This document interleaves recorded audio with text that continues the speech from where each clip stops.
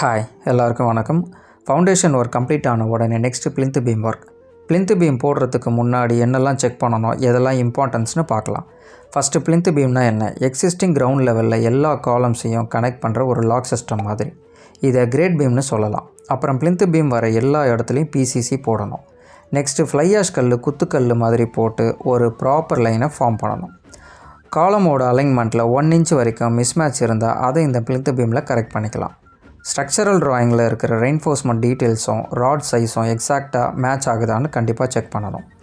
Rings எல்லாத்துக்கும் proper space and 135 degree hook இருக்கணும்.